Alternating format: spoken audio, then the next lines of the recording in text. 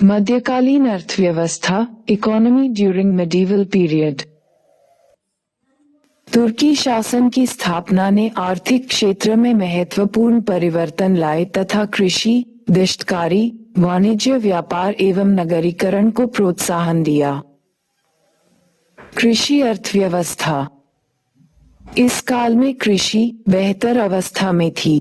भारत की भूमि उपजाऊ थी। बड़ी संख्या में पशुधन उपलब्ध थे, अतः पशुओं के गोबर का उपयोग बड़े पैमाने पर खाद के रूप में होता रहा होगा। अलाउद्दीन खिलजी के काल का एक अधिकारी ठक्कर फेरू 25 प्रकार की फसलों की चर्चा करता है। इस काल में सिंचाई हेतु साकिया या रहट पद्धति की शुरुआत हुई, जो गिया प्रणाली पर आधारित थी। इसके अतिरिक्त इस काल में कुएं से जल निकालने की कई प्रकार की विधियां प्रचलित थीं। फिरोज शाह तुगलक ने नहर सिंचाई को प्रोत्साहन दिया। इसके परिणामस्वरूप दिल्ली हरियाणा क्षेत्र में कृषि उत्पादन में प्रगति हुई तथा खरीफ के अतिरिक्त रबी फसलें भी होने लगीं। इस काल में परंपरागत फसलों की खेती के साथ साथ नवीन फसलों के रूप में अफीम, मेहंदी आदि का प्रचलन शुरू हुआ। सबसे बढ़कर बागवानी फसलों को अत्यधिक प्रोत्साहन मिला। उदाहरण के लिए फिरोज शाह तुगलक के द्वारा दिल्ली एवं आसपास के क्षेत्रों में 1200 बगीचों का निर्माण कराया गया। शिल्प अथवा प्रौद्योगिकी। तुकों के साथ भारत में कुछ नवीन शिल्पों का आगमन हुआ। इन शिल्पों ने उत्पादन को प्रोत्साहन दिया। उदाहरण के लिए मोहम्मद गोरी के काल में ही भारत में धुनकी का प्रचलन आरंभ हो गया। इसके माध्यम से रुई को साफ करना आसान हो गया। फिर जैसा कि 14वीं शताब्दी का एक ग्रंथ फुतूह उस हमें कहता है कि इस साल 14वीं शताब्दी का एक ग्रंथ फुतूह उस सलातीन हमें सूचित करता है कि इस काल में चरखा का प्रचलन आरंभ हो गया था। चरखे के प्रचलन के साथ सूत की कताई में 6 गुनी वृद्धि हो गई। उसी प्रकार मिफ्ताह उल फुजाला नामक ग्रंथ से करघे के उपयोग की सूचना मिलती है। इसके कारण वस्त्रों की बुनाई को प्रोत्साहन मिला। इस काल में कागज एवं जिल्दसौजी का प्रयोग भी आरंभ हुआ। कागज का प्रचलन सर्वप्रथम गुजरात में आरंभ हुआ था। तुर्की लोग अपने साथ निर्माण की एक नवीन तकनीकी लेकर आए थे। इस काल में विनिर्माण कार्य मेहराब तथा गुंबद की तकनीकी पर आधारित था। फिर इस काल में पत्थरों को जोड़ने के लिए गारे के रूप में चूने और जिप्सम का प्रयोग भी आरंभ हुआ। इसके कारण विनिर्माण कार्य को प्रोत्साहन मिला। इस काल में आसवन विधि के प्रयोग की भी सूचना मिलती है। इसके कारण बेहतर किस्म की शराब बनाया जाना संभव हुआ। फिर सल्तनत काल में ही बंगाल में मलबरी रेशम का उत्पादन आरंभ हुआ। वाणिज्य व्यापार। वाणिज्य व्यापार को प्रेरित करने वाले निम्नलिखित कारक थे। एक लंबे काल के पश्चात फिर एक बार उत्तरी भारत, पश्चिम एशिया एवं मध्य एशिया के क्षेत्र से घनिष्ठ रूप में संबद्ध हो गया। 3 सल्तनत के अंतर्गत कानून व्यवस्था की स्थिति सुदृढ़ हुई तथा राजनीतिक स्थायित्व कायम हुआ। अलाउद्दीन खिलजी एवं मोहम्मद बिन तुगलक जैसे सुल्तानों के द्वारा मार्गों के निर्माण को प्रोत्साहन दिया गया। 4 इस काल में एक लंबे काल के पश्चात मानक मुद्रा, टिनका, जीतल का प्रचलन आरंभ हुआ। 5 इस काल में नवीन तकनीकी के आगमन के परिणामस्वरूप कुछ नवीन उत्पादन केंद्रों का विकास हुआ।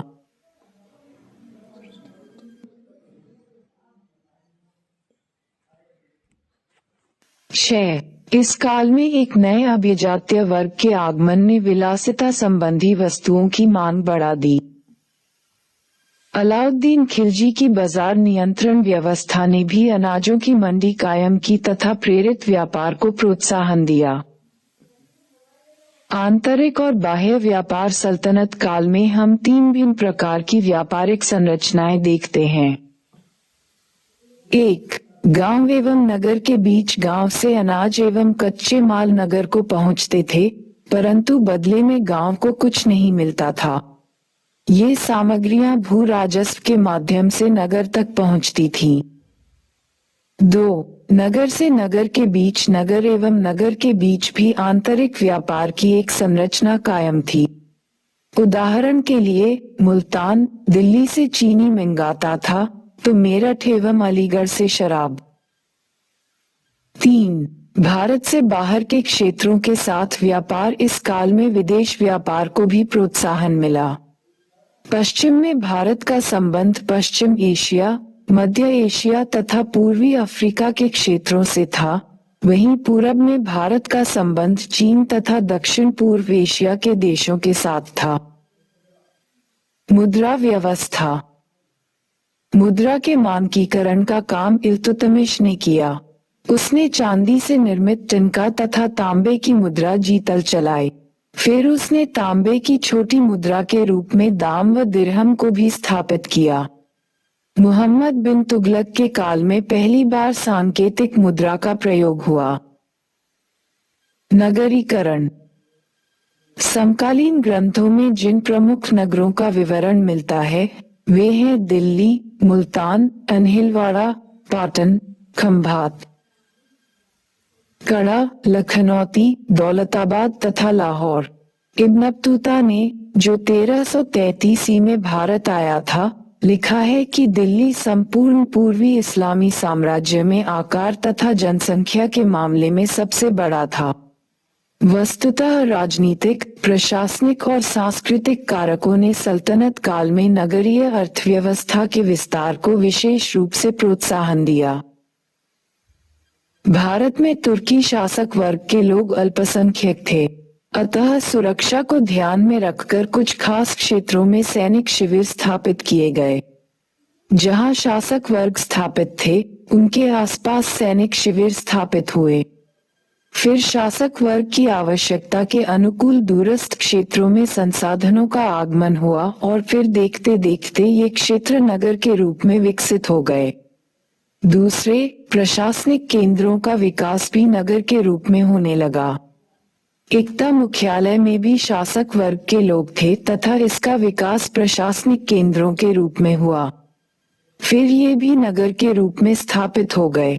तीसरे, मंगोल आक्रमण के कारण हिंदुस्तान में बड़ी संख्या में विद्वानों और साहित्यकारों का आगमन हुआ, अतः सांस्कृतिक गतिविधियों पर आधारित कुछ नगरों का विकास हुआ।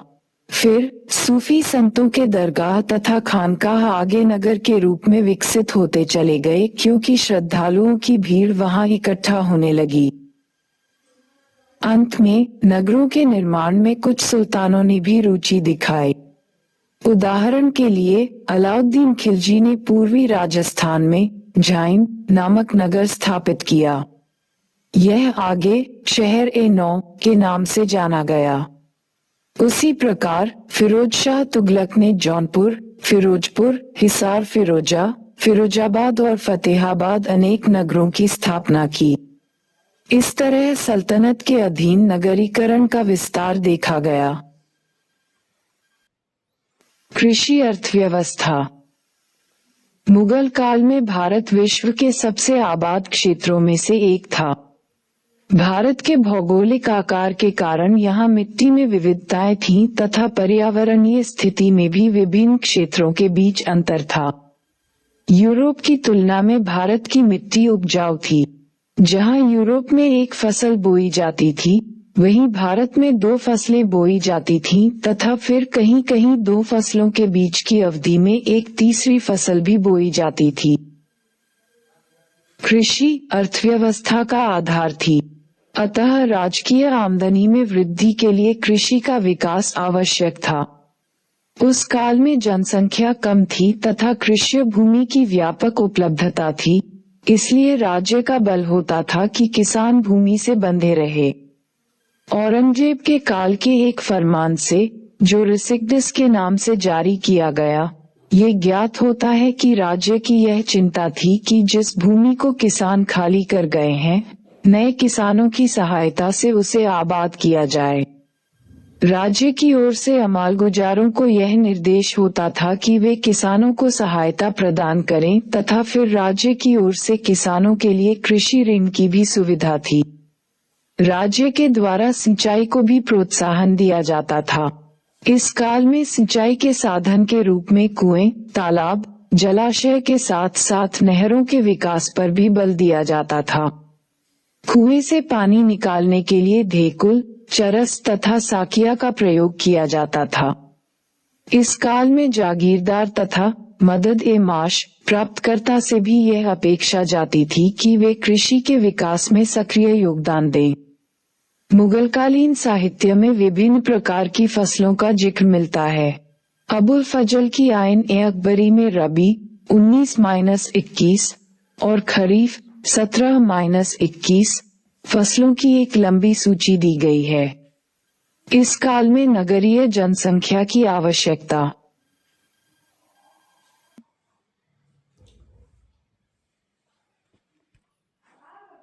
खाद्यान्नों के उत्पादन के माध्यम से पूरी की गई। इस काल में नकदी फसलों में गन्ना, कपास, नील और अफीम प्रमुख थे। इन्हें जिनसे कामिल कहा जाता था। फिर 17वीं सदी में नकदी फसल के रूप में तंबाकू और मक्का जुड़ गए। ये फसलें नई दुनिया से आई थीं। 17वीं सदी के उत्तरार्ध में कॉफी की खेती भी आरंभ हो गई और 18वीं सदी में आलू, लाल मिर्च तथा टमाटर की खेती प्रारंभ हुई। इस काल में फलों की नई नई किस्म विकसित हुई क्योंकि कलम लगाने की पद्धति का विकास हुआ। मुगलों के अधीन राजाओं और राजकुमारों के निजी बगीचे होते थे। उनसे उन्हें आर्थिक लाभ प्राप्त होता था। नकदी फसलों की खेती के कारण कृषि अर्थव्यवस्था का मौद्रीकरण हुआ। शिल्प एवं तकनीकी। मुगल काल में उन्नत वाणिज्य व्यापार ने शिल्प उत्पादन को प्रोत्साहन दिया। शिल्प उत्पादन की खपत मुख्यतः घरेलू बाजार में होती थी, किंतु 17वीं सदी में भारतीय हस्तशिल्प उद्योगों को एक बड़ा विदेशी बाजार भी प्राप्त हुआ। इसका कारण था यूरोपीय व्यापारिक कंपनियों की भूमिका। इन्होंने व्यापार में एक प्रकार की क्रांति ला दी। पुर्तगीज कंपनी मुख्यतः मसाला व्यापार से ही संबद्ध रही थी, किंतु ब्रिटिश एवं डच कंपनियों ने भारत में वस्त्र उद्योग को अत्यधिक प्रोत्साहन दिया। इस काल में सूती वस्त्र उद्योग को व्यापक प्रोत्साहन मिला क्योंकि उसे पश्चिम में एक बड़ा बाजार प्राप्त हुआ। उत्तर भारत में गुजरात एवं बंगाल सूती वस्त्र के महत्वपूर्ण केंद्र थे। दक्षिण भारत में देवगिरी एवं वारंगल भी सूती वस्त्र उत्पादन के लिए जाने जाते थे। इस काल में सूती वस्त्र उत्पादों की विविधता का अनुमान इस तथ्य से लगाया जा सकता है कि हमीदा नकवी ने 5 ऐसे सूती वस्त्र उत्पादन केंद्रों का जिक्र किया है जहां 49 प्रकार के कपड़े बनते थे। कपड़ों की छपाई एवं रंगाई भी महत्वपूर्ण शिल्प थी। फिर इस काल में रेशमी एवं ऊनी वस्त्रों का भी अत्यधिक उत्पादन हुआ। कश्मीर को रेशम उत्पादन का केंद्र माना जाता था। इसके अतिरिक्त बनारस भी रेशमी वस्त्र उत्पादन का एक केंद्र था, किंतु इसका सबसे महत्वपूर्ण केंद्र बंगाल था। यहाँ 15वीं सदी से ही मलबरी रेशम का उत्पादन होने लगा था। मुगल काल में एक महत्वपूर्ण आर्थिक गतिविधि थी कालीन बुनाई तकनीकी का विकास।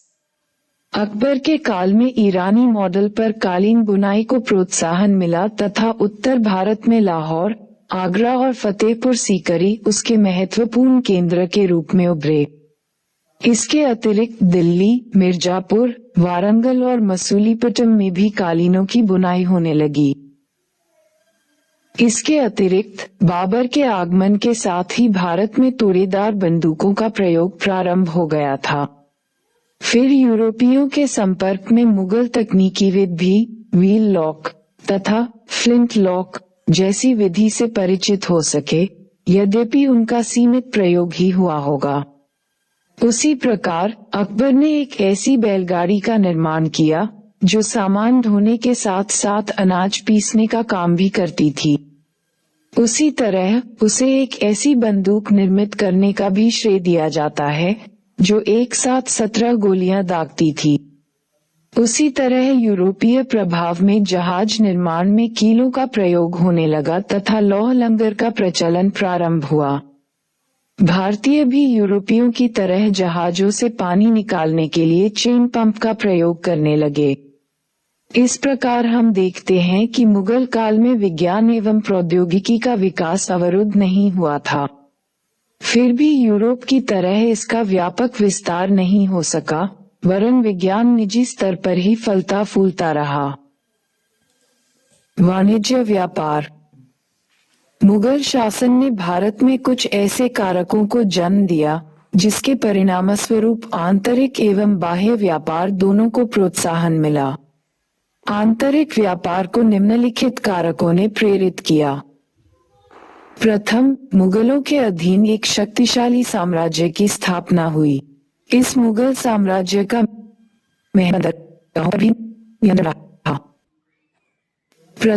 मुगलों के अधीन एक शक्तिशाली साम्राज्य की स्थापना हुई। इस मुगल साम्राज्य का महत्वपूर्ण बंदरगाहों पर भी नियंत्रण रहा। फिर इस काल में कानून व्यवस्था की स्थिति भी सुदृढ़ हुई। इस काल में राज्य के द्वारा नकद में भू राजस्व की वसूली पर विशेष बल दिया गया। इस प्रकार अर्थव्यवस्था के मौद्रीकरण को विशेष प्रोत्साहन मिला।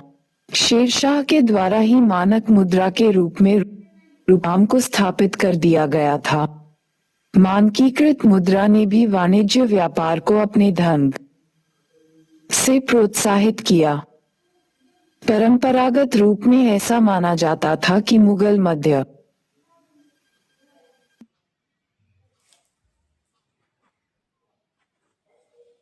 एशिया से आए थे, इसलिए वे व्यापार के प्रति उदासीन थे। परंतु हाल के अनुसंधान में ये स्थापित होता है कि मध्य एशियाई राज्य घास से भरे वृक्षहीन विस्तृत मैदान स्टेपी में पड़ते थे, जिसमें कृषि भूमि का अभाव था। इसलिए उनसे होकर पूरब से पश्चिम तथा उत्तर से दक्षिण जाने वाली सड़कों के उस जाल के महत्व के प्रति वे और भी जागरूक, जिन पर व्यापारिक वस्तुओं का आवागमन होता था। यही वजह है कि मुगल शासकों ने वाणिज्य व्यापार के विकास में व्यक्तिगत रुचि दिखाई। उदाहरण के लिए जहांगीर के द्वारा व्यापारियों को अतिरिक्त सुरक्षा प्रदान की गई। फिर यातायात तथा संचार व्यवस्था के विकास ने भी व्यापारिक गतिविधियों को प्रोत्साहन दिया। आंतरिक व्यापार को सड़कों का एक जाल सुगम बनाता था। शेरशाह के पश्चात लगभग सभी महत्वपूर्ण शासकों ने यातायात सुविधाओं को बढ़ाने का प्रयत्न किया। भारत में परिवहन का प्रबंधन उस काल के यूरोप की तुलना में बेहतर था। मुख्य सड़कों पर 8-8 या 10-10 मीलों की दूरी पर सराय बने हुए थे। उपर्युक्त बातों के अतिरिक्त एक ऐसी वित्त व्यवस्था के विकास से भी माल के संचालन में सुविधा हुई, जिसके अधीन धन को एक स्थान से दूसरे स्थान तक आसानी से पहुंचाया जा सकता था। ये काम हुंडियों के द्वारा किया जाता था। हुंडी एक साख पत्र थी, जिसका भुगतान एक खास अवधि के बाद बट्टा काटकर किया जाता था। हुंडी में प्रायः बीमे का भी समावेश होता था, जो माल की कीमत, गंतव्य, परिवहन की किस्म आदि के अनुसार अलग अलग होती थी। 16वीं सदी तथा 18वीं सदी के बीच का काल विदेश व्यापार के विकास की दृष्टि से भी महत्वपूर्ण काल है। इस काल में कतिपय कारकों ने विदेश व्यापार को भी प्रोत्साहन दिया। मुगलों के अंतर्गत काबुल तथा कंधार भारतीय साम्राज्य के अंग बन गए थे। ये दोनों क्षेत्र क्रमशः पश्चिम एशिया तथा मध्य एशिया के महत्वपूर्ण व्यापारिक मार्गों पर स्थित थे। इस काल में स्वयं शाही घराना तथा कुछ महत्वपूर्ण कुलीनों के द्वारा वाणिज्य व्यापार के विकास में विशेष रुचि ली गई। प्रमुख अमीरों के भी अपने जहाज होते थे, जो लाल सागर के बंदरगाहों और दक्षिण पूर्व एशिया की नियमित यात्रा करते थे। उदाहरण के लिए जहांगीर, नूरजहां तथा शाहजादा खुर्रम के पास अपने जहाज थे जो सूरत और लाल सागर के बंदरगाहों के बीच चलते थे। व्यापार के विकास का एक कारण इस काल में 3 शक्तिशाली एशियाई राज्यों तुर्की, सफवी और मुगल राज्यों का उदय था। चीन के मिंग साम्राज्य की भूमिका की भी उपेक्षा नहीं की जा सकती। इन साम्राज्यों ने न केवल कानून और व्यवस्था स्थापित करके वाणिज्य, व्यापार तथा वस्तु निर्माण के अनुकूल अवस्था उत्पन्न की, बल्कि शहरीकरण तथा अपनी अपनी अर्थव्यवस्था के मौद्रीकरण में भी सहायता दी। उपर्युक्त बातों के अतिरिक्त यूरोपीय कंपनियों के आगमन ने विदेश व्यापार को गति प्रदान की। नगरीकरण। मुगल साम्राज्य की स्थापना ने आर्थिक क्षेत्र में कई सकारात्मक परिवर्तनों को जन्म दिया। इन परिवर्तनों में एक है नगरीकरण की प्रक्रिया को प्रोत्साहन। तृतीय नगरीकरण की यह प्रक्रिया, जो 10वीं सदी में आरंभ हुई, मुगल काल में अपनी पराकाष्ठा पर पहुंच गई। यह वह काल है जब बड़ी संख्या में गांव का विकास कस्बों के रूप में हुआ और कुछ कस्बे नगर के रूप में विकसित हो गए। इस काल का एक महत्वपूर्ण फारसी लेखक निजामुद्दीन अहमद 120 बड़े शहरों तथा 3200 कस्बों का जिक्र करता है। नगरीकरण की प्रक्रिया के प्रोत्साहन के लिए निम्नलिखित कारण उत्तरदायी थे। 1. अर्थव्यवस्था का मौद्रीकरण हो रहा था क्योंकि भू राजस्व के नकद संग्रह पर बल दिया जा रहा था। अतः गांव के नजदीक अनाजों की मंडी का विकास होने लगा और फिर ये मंडियां कस्बे के रूप में विकसित हो गईं। 2. मुगल शासकों के द्वारा बड़ी संख्या में मदद-ए-माश भूमि प्रदान की गई। ये क्षेत्र भी मुस्लिम जनसंख्या पर आधारित कस्बे तथा नगर के रूप में विकसित हो गए। 3. साम्राज्य की राजधानी तथा प्रांतीय राजधानियों का विकास भी नगर के रूप में हुआ। उदाहरण के लिए दिल्ली, आगरा, इलाहाबाद, लखनऊ आदि। 4. कुछ क्षेत्रीय शासकों की राजधानियां भी नगर के रूप में विकसित हो गईं। उदाहरण के लिए दौलताबाद, हैदराबाद, बुरहानपुर आदि। 5. कुछ ऐसे भी नगर थे जो उत्पादन से भी जुड़े थे, किंतु नगर के रूप में उनके विकास में धार्मिक कारक ने महत्वपूर्ण भूमिका निभाई, जैसे मथुरा, बनारस आदि। 6. कुछ नगरों का विकास विशिष्ट उत्पादन के कारण भी हुआ था, जैसे बयाना नील उत्पादन के कारण, खैराबाद सूती वस्त्र के कारण। 7. कुछ नगरों का विकास व्यक्तिगत प्रयासों का भी परिणाम हो सकता है, जैसे शाहजहां के 2 अमीरों ने शाहजहांपुर नामक नगर बसाया।